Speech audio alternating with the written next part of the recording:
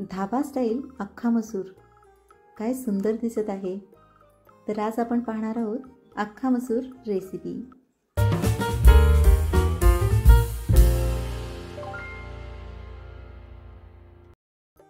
चला तर मग सुरुवात करूयात।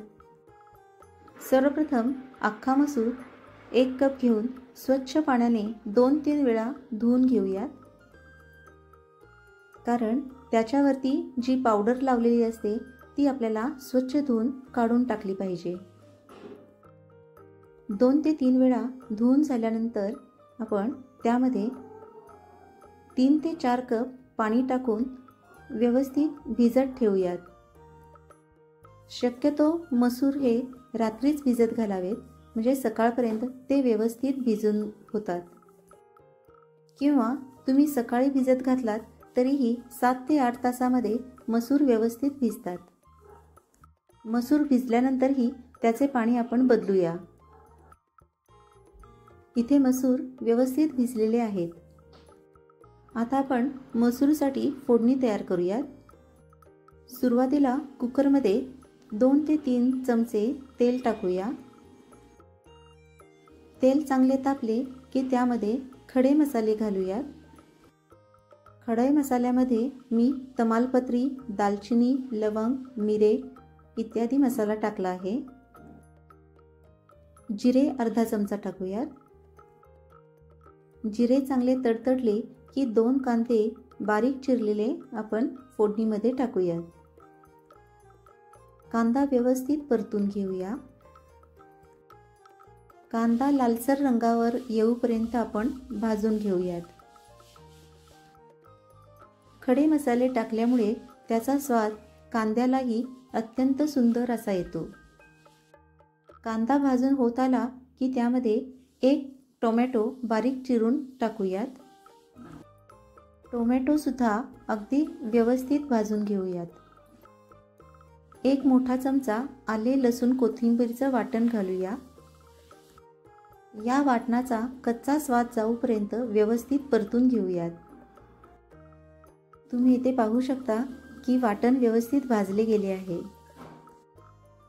पाव चमचा हिंग टाकूया।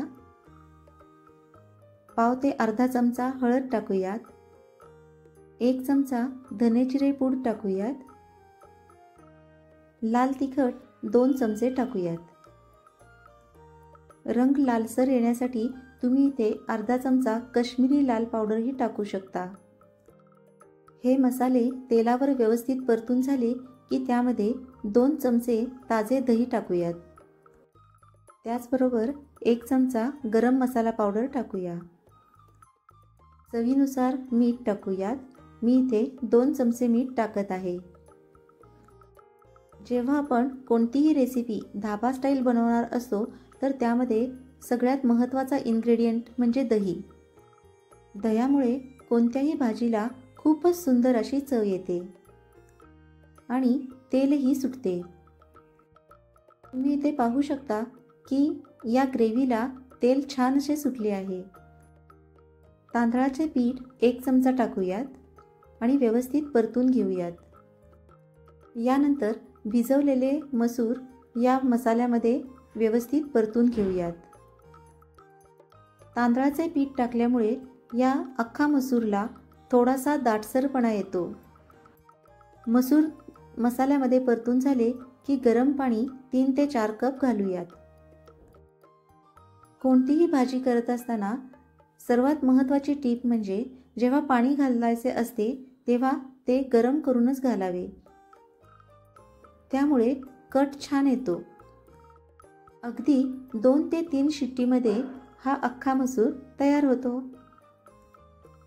तुम्ही इथे पाहू शकता व्यवस्थित दाटसरपणा आलेला आहे। त्याचबरोबर मसूर ही खूपच सुंदर दिसत आहे। कराडचा अख्खा मसूर हा खूपच फेमस आहे। हा अख्खा मसूर अगदी सेम कराडच्या अख्खा मसूर रेसिपी सारखाच आहे। दिसायला तर सुंदर आहेच, पण चवीलाही तसाच भन्नाट आहे। ही धाबा स्टाईल अख्खा मसूर रेसिपी तुम्ही नक्की ट्राय करा। अशाच साध्या सोप्या आणि रुचकर रेसिपीसाठी आसावरीज किचनला सबस्क्राईब करा. धन्यवाद.